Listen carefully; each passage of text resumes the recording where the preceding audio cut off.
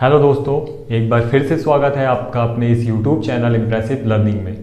Previous lecture में हम बात कर रहे थे उत्तराखंड की जलवायु की, जिसमें हमने एस.सी. खरक्वाल द्वारा जो उन्होंने तापमान और ऊंचाई के आधार पर 6 भागों में बांटा है, उन भागों को हमने देखा था। साथ ही हमने उत्तराखंड के ऊंचाई के सापेक्ष एवरेज टेम्परेचर और एवरेज रेनफॉल औसत वर्षा की भी बात करी थी। आज की इस वीडियो में हम उत्तराखंड में पाई जाने वाली वनस्पतियों को जानेंगे। वनस्पति को शुरू करने से पहले वनस्पति के कितने प्रकार हैं या वनस्पति को कितने भागों में बांटा गया है, इन चीज़ों को जानने से पहले यहाँ पर थोड़ा सा पहले हम जानते हैं भारत में बनाए गए वन कानूनों के बारे में या फिर वन नीतियों के बारे में, जिनको पॉलिसी के बारे में हम यहाँ पर थोड़ा बहुत जानते हैं। तो सबसे पहले बात करते हैं इंडियन फॉरेस्ट एक्ट वन अधिनियम की, भारतीय वन अधिनियम की। तो जो इंडियन फॉरेस्ट एक्ट की शुरुआत हुई थी, मैं यहां पर आपको लिखते हुए समझा देता हूं जिससे आपको समझ में आ जाएगा। इंडियन फॉरेस्ट एक्ट, जो सबसे पहला फॉरेस्ट एक्ट हमारे यहाँ भारत में लागू हुआ, वो हुआ ब्रिटिश शासन के दौरान 1865 में। ब्रिटिश शासन के दौरान 1865 में। और इस एक्ट के तहत, इस एक्ट को जो लागू किया वो किया imperial forest department. Imperial forest department ने इस एक्ट को पहली बार प्रयास किया कि भारत के वनों में ब्रिटिश का नियंत्रण स्थापित हो जाए।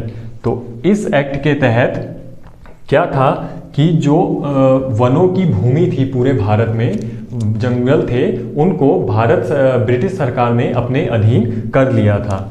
1865 में पहला एक्ट हुआ, जो किसने पारित किया, किसने बनाया? इंपीरियल फॉरेस्ट डिपार्टमेंट ने पहली बार प्रयास किया भारत के वनों में ब्रिटिश का नियंत्रण स्थापित करने का। और इस एक्ट में जो कानून बनाए गए, वो कानून ये थे कि भारत की जो भी वनों की भूमि है, वृक्ष लगे जहाँ जहाँ वन बनाए गए हैं, उन भूमि में उन भूमि को सरकार क्या करती थी, अपने अधीन कर लेती थी, और साथ ही उनका प्रबंधन भी सरकार के अधीन ही था। तो 2 पॉइंट्स इसमें हैं। इस एक्ट के तहत जो कानून है वो कौन कौन से हैं?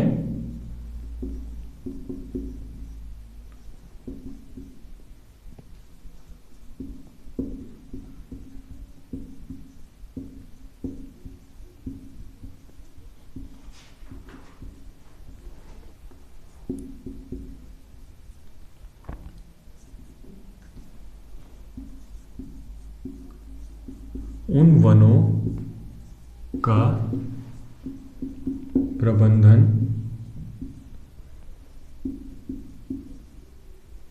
सरकार के अधीन। इससे पहले क्या होता था? 1865 से पहले जो भारत के वन पाए जाते थे, उसमें जो अधिकार होता था वो उन वनों के स्थानीय लोगों का ही होता था। स्थानीय लोग वहाँ से अपनी ज़रूरत के हिसाब से लकड़ियाँ इकट्ठा करते थे, साथ ही चारा लाते थे, और सारा अधिकार जो होता था, मैं कहूँ, वो सारा स्थानीय लोगों का ही या ग्रामीणों का होता था। लेकिन इस एक्ट के तहत क्या हुआ कि जहाँ जहाँ वृक्ष लगाए गए हैं, वो सारी भूमि ब्रिटिश सरकार ने अपने अधीन कर ली, और उनका प्रबंधन भी अब कौन करेगा? इस एक्ट के तहत सरकार खुद करेगी। इसके बाद क्या हुआ? इंडियन फॉरेस्ट एक्ट में ब्रिटिश सरकार ने दोबारा से एक्ट को पारित किया, और उसमें कई और कानून बनाए। वो थे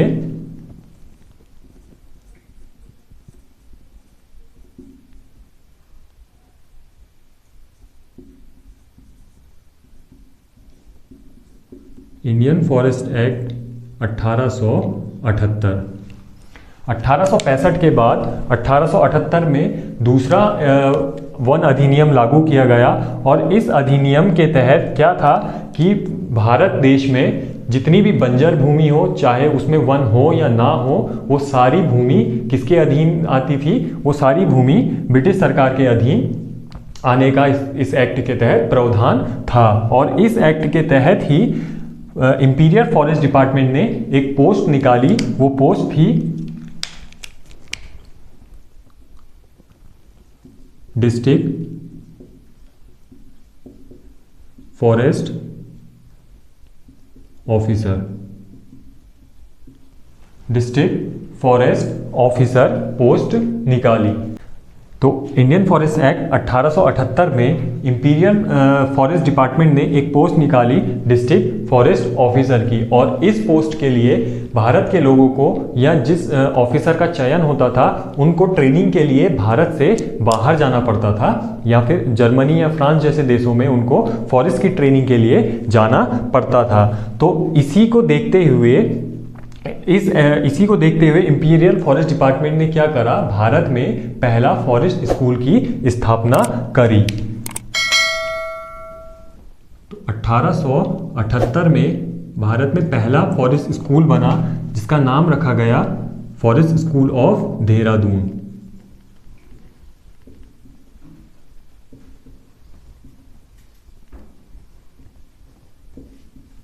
forest school of Dehradun.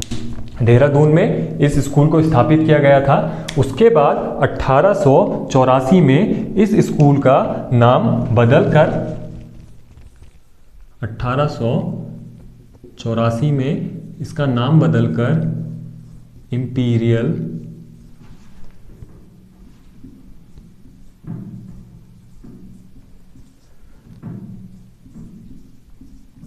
Imperial forest school रख दिया गया। फिर इसी के बाद एक बार फिर से 1906 में इसका नाम फिर से बदला गया, और वो नाम रखा गया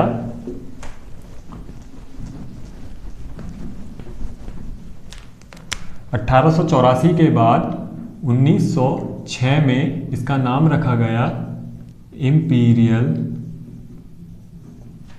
फॉरेस्ट रिसर्च इंस्टीट्यूट।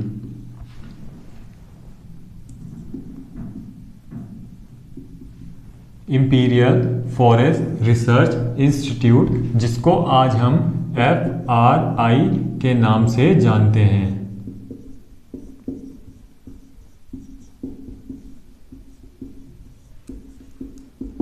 FRI की जो स्थापना हुई थी वो हुई थी 1878 के टाइम पे ब्रिटिश काल के दौरान, लेकिन उस समय इसका नाम जो रखा गया था वो था फॉरेस्ट स्कूल ऑफ देहरादून। इसके बाद 1884 में इंपीरियल फॉरेस्ट स्कूल, जो डिस्ट्रिक्ट फॉरेस्ट ऑफिसर की जो इस एक्ट के तहत जो इंपीरियल फॉरेस्ट डिपार्टमेंट ने जो पोस्ट निकाली थी, अब क्या होने लगा, जैसे पहले उनको ट्रेनिंग के लिए भारत से बाहर जाना पड़ता था, इस स्कूल की स्थापना के बाद उनको अपने ही देश भारत देश में ही फॉरेस्ट ऑफिसर की और फॉरेस्ट से संबंधित अन्य पोस्ट की ट्रेनिंग यहीं पर होने लगी। और आज वर्तमान में फॉरेस्ट रिसर्च इंस्टीट्यूट में हमारे जो UPSC के माध्यम से फॉरेस्ट ऑफिसर जाते हैं, उनकी जो ट्रेनिंग होती है वो कहाँ होती है, FRI में ही होती है। अब यहाँ पर डिस्ट्रिक्ट फॉरेस्ट ऑफिसर की जो पोस्ट निकाली थी उसका काम ये था कि इस एक्ट के तहत क्या था कि इस एक्ट में सभी बंजर भूमि और जहाँ जहाँ घने वन हैं उनको सरकार ने अपने अधीन कर लिया था। तो इस डिस्ट्रिक्ट फॉरेस्ट ऑफिसर का काम ये था कि वो अपने डिस्ट्रिक्ट के जंगलों की देखरेख करना, और वहाँ जो मानव की कोई भी गतिविधि हो या फिर मानव के द्वारा वनों को, स्थानीय लोगों के द्वारा वनों को काटा जाए तो उनको क्या करना था, सजा देना या दंड देना इस ऑफिसर का काम था। और इस एक्ट के तहत क्या हुआ, भारत के सीमांकन भी हुआ। इंडियन फॉरेस्ट एक्ट 1878 के तहत भारत में वनों का सीमांकन भी किया गया। तो यहाँ पर मैं आपको बता देता हूँ, इंडियन फॉरेस्ट एक्ट 1878 के तहत भारत के वनों को 3 भागों में बांटा।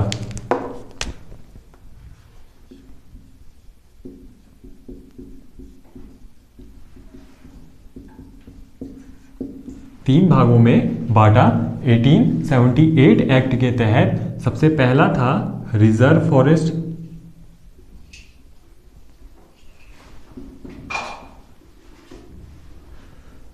दूसरा था प्रोटेक्टेड फॉरेस्ट,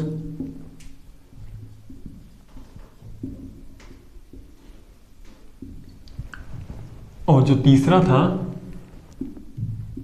वो था विलेज फॉरेस्ट।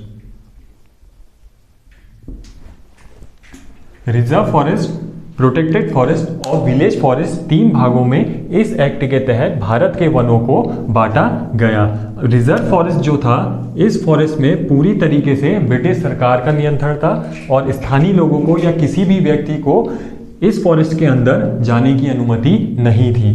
प्रोटेक्टेड फॉरेस्ट में आंशिक रूप से ब्रिटिश सरकार का नियंत्रण था। कुछ नियम और शर्तों के तहत ही स्थानीय लोगों को या किसी व्यक्ति को जाने की अनुमति दी जाती थी। वो किसके अंतर्गत? डिस्ट्रिक्ट फॉरेस्ट ऑफिसर जब उनको अथॉरिटी देता था कि आप जा सकते हैं, तभी वो इस फॉरेस्ट के अंदर जाते थे। और विलेज फॉरेस्ट जो रखे गए थे वो रखे गए थे स्थानीय लोगों के लिए, स्थानीय लोगों की ज़रूरतों के लिए। इस विलेज फॉरेस्ट में स्थानीय लोग अपनी ज़रूरत के लिए लकड़ी या फिर जानवरों के लिए चारा ला सकते थे और इस फॉरेस्ट में अपनी आवश्यकता के अनुसार इस फॉरेस्ट का यूज़ कर सकते थे। और इस फॉरेस्ट का जो प्रबंधन था वो गांव के ही अधीन में था, गांव वाले ही इस फॉरेस्ट का प्रबंधन कर सकते थे। इससे पहले क्या होता था रिजर्व फॉरेस्ट में, मतलब पहले क्या होता था, पहले ठेकेदारी प्रचलन थी। तो ब्रिटिश टाइम 1878 के टाइम में जो रिजर्व फॉरेस्ट थे हमारे, रिजर्व फॉरेस्ट में ठेकेदार जब चाहे जितना चाहे वनों को काट सकते थे और किसी भी वक्त वो जा सकते थे। उनको पूरी तरीके से छूट दी जाती थी, लेकिन स्थानीय लोगों को या उसके आसपास के रहने वाले लोगों को या फिर किसी भी व्यक्ति को जाने की अनुमति नहीं थी। पकड़े जाने पर सजा का प्रावधान था इस एक्ट के तहत, लेकिन ठेकेदार को ये अधिकार था कि वो कभी भी जब चाहे फॉरेस्ट में जा सकता है और जितना चाहे उतने वनों को वो काट सकता है और अपने ज़रूरत के हिसाब से वनों को वहाँ से, जंगलों से ले जा सकता है। इसके बाद क्या हुआ, ब्रिटिश सरकार ने क्या करा, इस वनों के दोहन में जब उन्होंने देखा कि ठेकेदारों को लाभ ज़्यादा हो रहा है, उसमें ठेकेदारों के लिए कोई कानून नहीं बना है, तो उन्होंने क्या करा, 1878 के बाद एक और एक्ट पारित किया जिसका आधार जो था 1878 ही था। इस एक्ट में मैं आपको यहाँ पर लिखते हुए बता देता हूँ, इतना आपको समझ में आ गया। जो हमारा पहला एक्ट स्टार्ट हुआ ब्रिटिश काल के दौरान 1865 में, उसके बाद 1878 में उसमें संशोधन किया गया और 1878 में ही वनों को 3 भागों में बांटा, सीमांकन हुआ। 1878 के बाद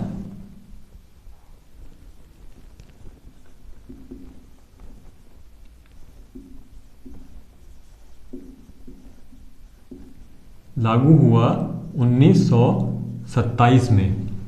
1878 के बाद जो एक्ट लागू हुआ वो हुआ 1927 में, और इसमें भी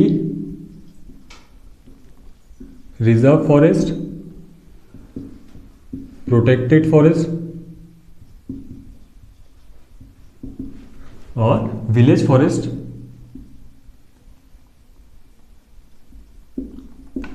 भारत के जो सीमांकन किया गया था 1878 के तहत वही सीमांकन किया गया, और जो 1878 में कानून बने थे वही कानून इसमें भी लागू होते थे। लेकिन इसमें एक कानून और बनाया गया, वो था वनों में और इमारती लकड़ी में टैक्स लगाया।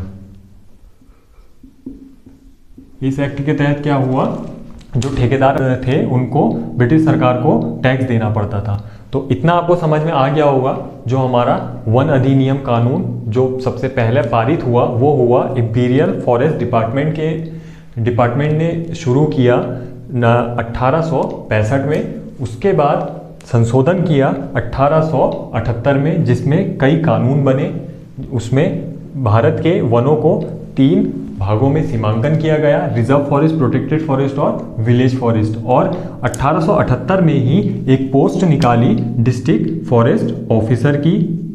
डिस्ट्रिक्ट फॉरेस्ट ऑफिसर का काम क्या था, मैंने आपको बताया कि वो अपने डिस्ट्रिक्ट में जंगलों को देखरेख करता था और अगर किसी व्यक्ति द्वारा वहाँ वन काटे जाएं तो उसको तुरंत सजा देने का अधिकार था।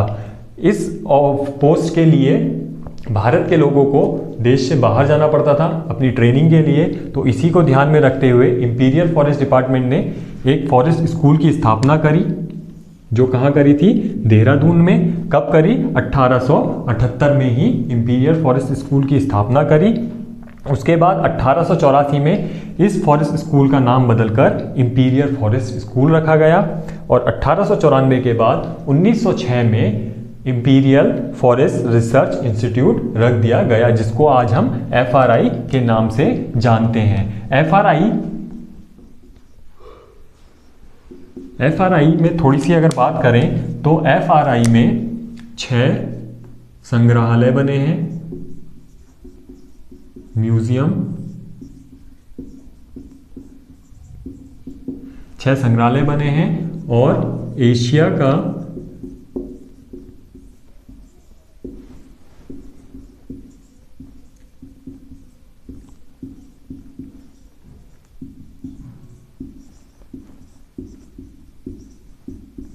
हॉल है। FRI में 6 संग्रहालय बने हैं और एशिया का एकमात्र लकड़ी का बना हॉल है। इसके बाद 1927 एक्ट को पारित किया गया, जिसमें जो रिजर्व फॉरेस्ट और प्रोटेक्टेड फॉरेस्ट में हमारे जो ठेकेदार थे वो जब चाहे जितना चाहे वनों को काट सकते थे। इसी को देखते हुए ब्रिटिश सरकार ने एक और एक्ट लागू किया, इंडियन फॉरेस्ट एक्ट 1927, और इसमें सारे कानून 1878 के ही थे, लेकिन कुछ चीज़ें और जोड़ी गई। वो थी कि जो लकड़ियों का व्यापार या वनों का जो व्यापार किया जाता था उस पर कर लगाया किसने? ब्रिटिश सरकार ने। 1927 के बाद वनों के साथ साथ जब वनों का दोहन होने लगा या वन काफ़ी ज़्यादा मात्रा में कटने लगे, तो इसके साथ साथ वन्य जीवों को भी ध्यान दिया जाने लगा। तो वन्य जीव में सबसे पहला नाम जो हमारा आता है वाइल्ड लाइफ, उसमें 1934 में SH प्रेटर ने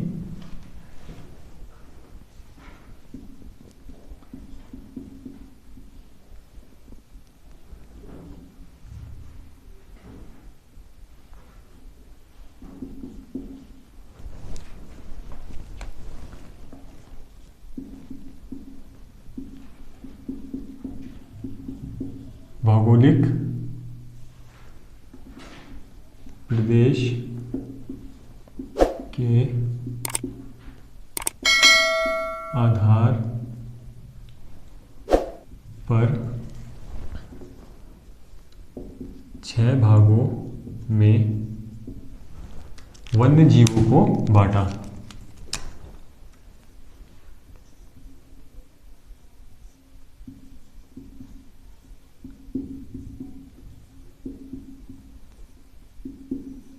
वन्य जीवों को SH प्रेटर ने 6 भागों में भौगोलिक प्रदेश के आधार पर बांटा।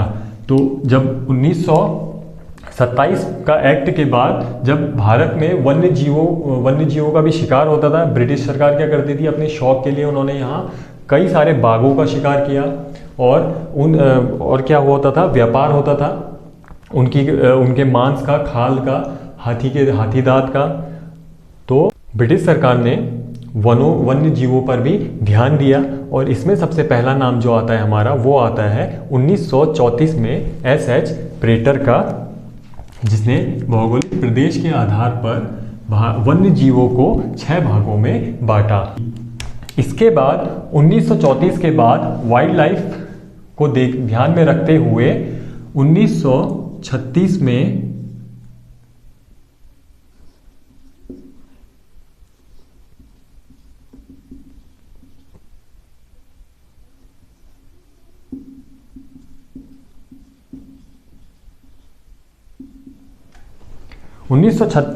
पहला राष्ट्रीय उद्यान बना। कब? 1936 में वन्य जीवों के संरक्षण के लिए भारत में पहला राष्ट्रीय उद्यान या फिर नेशनल पार्क स्थापित किया गया। और इसको जो बनाया था या मैं इसमें लिख दूं, जो इसको बनाने का श्रेय जाता है वो जाता है सर हेली हेन्स को।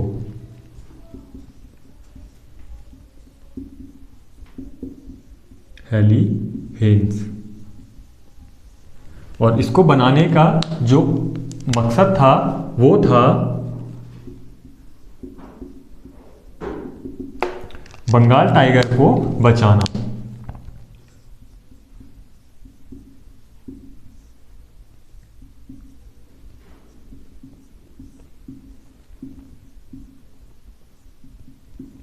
बंगाल टाइगर को बचाना।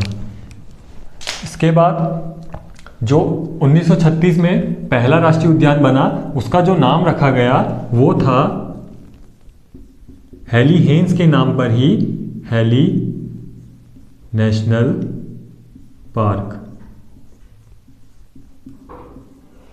हेली नेशनल पार्क इसका नाम रखा गया। इसके बाद 1936 के बाद जब भारत देश हमारा आज़ाद हुआ, तो आज़ादी के बाद 1950 में इस हेली नेशनल पार्क का नाम बदलकर रामगंगा नेशनल पार्क रख दिया। Ramganga national park. Ramganga national park कर दिया। इसके बाद 1950 के बाद इसका दोबारा से नाम में संशोधन किया गया और इसका नाम रखा गया प्रकृति प्रेमी जिम कॉर्बेट के नाम पर कॉर्बेट नेशनल पार्क 1957 में। 1957 में कॉर्बेट नेशनल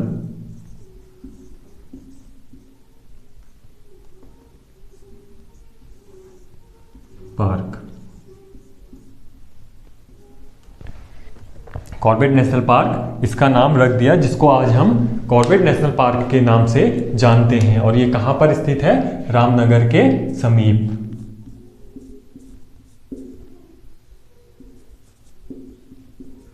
और जिले की अगर बात करें तो जिला कौन सा है? नैनीताल। नैनीताल जिले में रामनगर के समीप कॉर्बेट नेशनल पार्क स्थापित किया गया। सबसे पहले कब? 1936 में हेली हेन्स के द्वारा।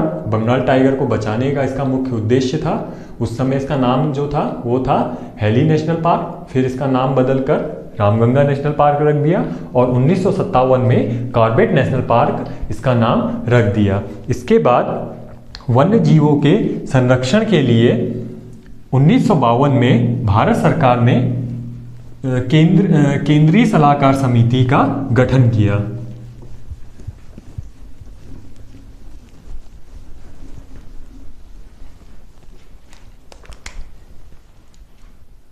उन्नीस सौ बावन में भारत सरकार के द्वारा केंद्रीय सलाहकार समिति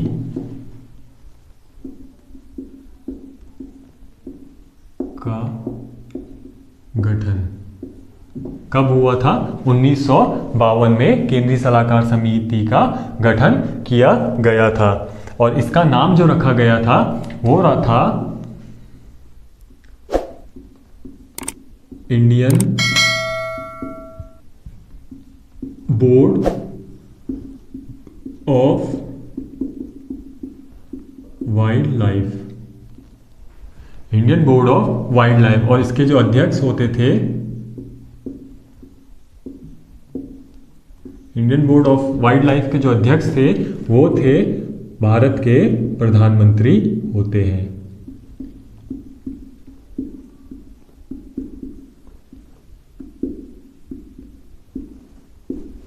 तो इतना आपको समझ में आ गया।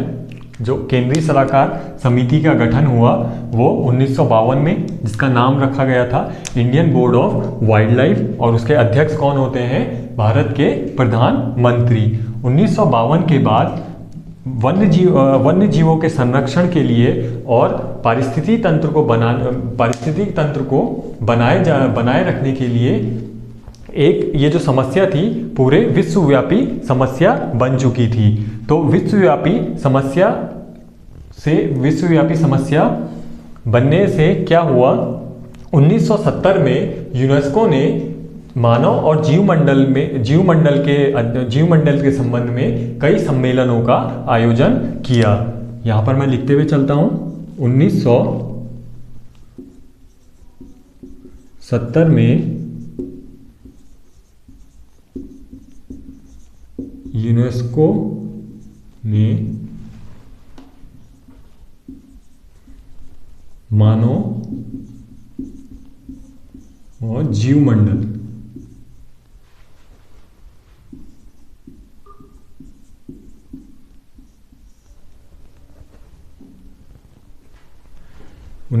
में यूनेस्को ने मानव और जीवमंडल सम्मेलनों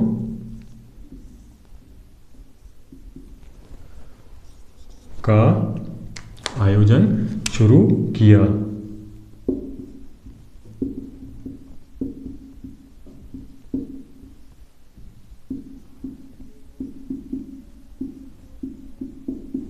उन्नीस सौ 1970 में यूनेस्को ने मानव और जीवमंडल सम्मेलनों का आयोजन शुरू किया। इसमें आपको याद होगा रमसार सम्मेलन,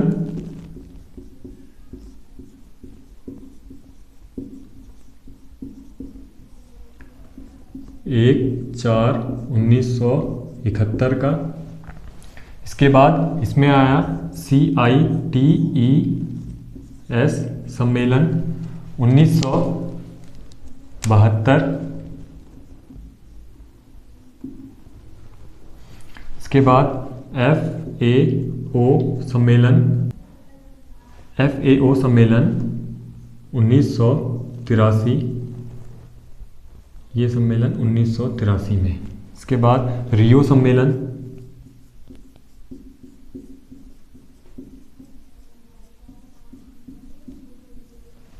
रियो सम्मेलन 1992। तो इन सम्मेलन को और जो हमारे राष्ट्रीय उद्यान या वन्यजीव अभयारण्य है उसको हम अलग लेक्चर में वन्यजीव अभयारण्य के अंतर्गत पढ़ेंगे। वहाँ पर मैं आपको डिटेल से इन सारे अभयारण्यों के बारे में बताऊंगा। तो इसके बाद बात करते हैं हम आगे। 1970 के बाद जब मानव और जीवमंडलों के सम्मेलन आयोजन होने लगे तो उसके बाद भारत सरकार ने वन्य जीवों के लिए एक एक्ट को लागू किया जो था वाइल्ड लाइफ प्रोटेक्शन एक्ट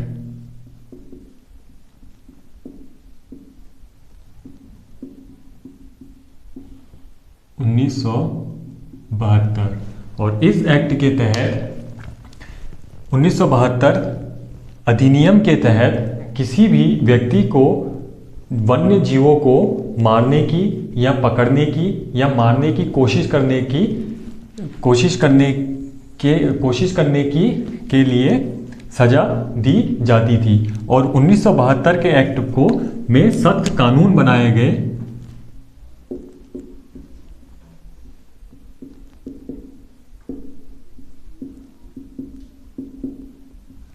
सख्त कानून बनाए गए क्योंकि वनों के ज़्यादा दोहन होने से क्या हुआ, जंगली जानवरों का, वन्य जीवों का काफ़ी ज़्यादा मात्रा में शिकार होने लगा या चोरी होने लगी। जिससे इसमें क्या कह रहा, इस एक्ट के तहत क्या हुआ, वन्य जीवों के मांस पे उनको मारने में पूरी तरीके से प्रतिबंध लगाया गया। और भारत सरकार के द्वारा जो वन्य जीवों के लिए अभयारण्य या नेशनल पार्क बनाए गए हैं उन अभयारण्यों में आग लगाना और उन अभयारण्यों के अंदर हथियार ले जाना पूरी तरीके से प्रतिबंध था। और इसका उल्लंघन करने में सख्त कानून का प्रावधान था। इस वाइल्ड लाइफ प्रोटेक्शन एक्ट ने एक्ट को 6 अनुसूचियों में बांटा। 6 अनुसूचियों में बांटा और इन्हीं अनुसूचियों के तहत वाइल्ड लाइफ वन्य जीवों का संरक्षण किया जाता है और वन्य जीवों के साथ साथ पौधों का भी संरक्षण इसी अनुसूचियों के तहत करा जाता है। अब इन अनुसूचियों में 1 और 2 अनुसूची में जो कानून था वो सबसे ज़्यादा सख्त था और इस अनुसूची में ऐसे वन्य जीवों को रखा गया जो संकट ग्रस्त हो या लुप्त होने की कगार में वन्य जीव हैं।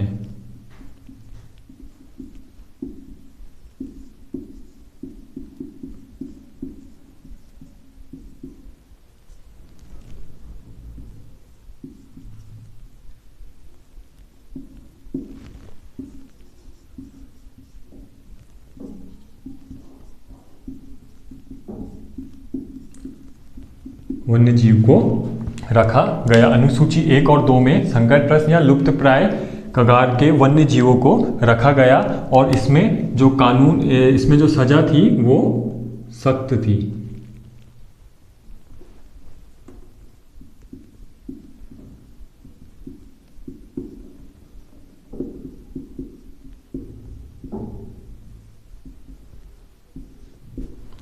इसके बाद 1 और 2 के बाद 3 और 4 में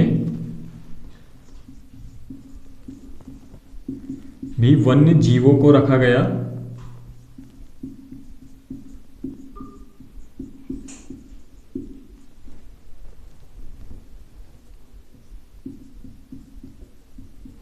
और इसमें जो सजा का प्रावधान था वो अनुसूची 1 और 2 के मुकाबले काफी कम था।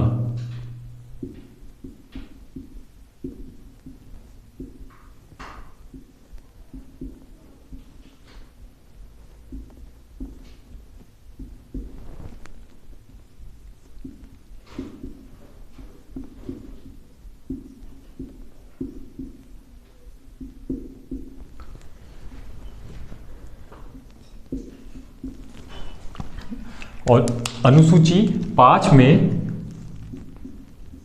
ऐसे जानवरों को रखा, ऐसे वन्यजीव या जानवरों को रखा गया जिनका शिकार होता है।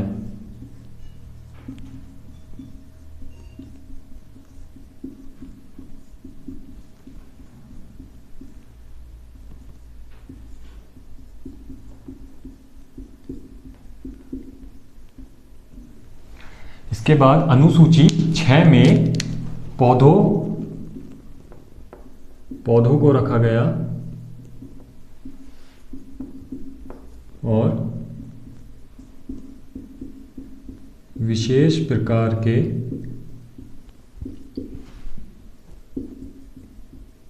पौध रोपण में रोक लगाई गई।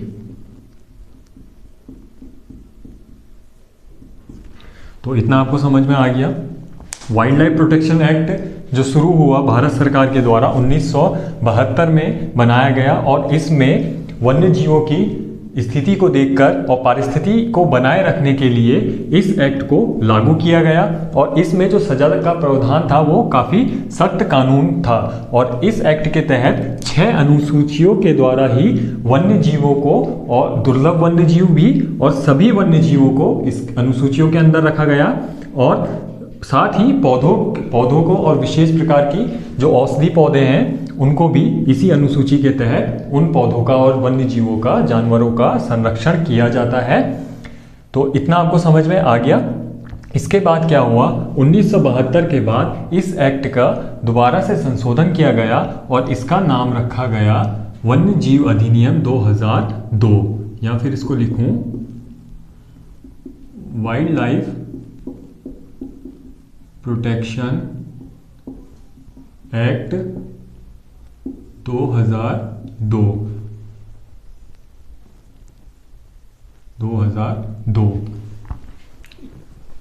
तो ये आज हमने बात करी उत्तराखंड में उत्तराखंड वनस्पति के अंतर्गत भारत में जो वन अधिनियम बनाए गए या वनों और वन्य जीवों के संरक्षण के लिए जो कानून भारत सरकार ने और ब्रिटिश सरकार ने पारित किए थे।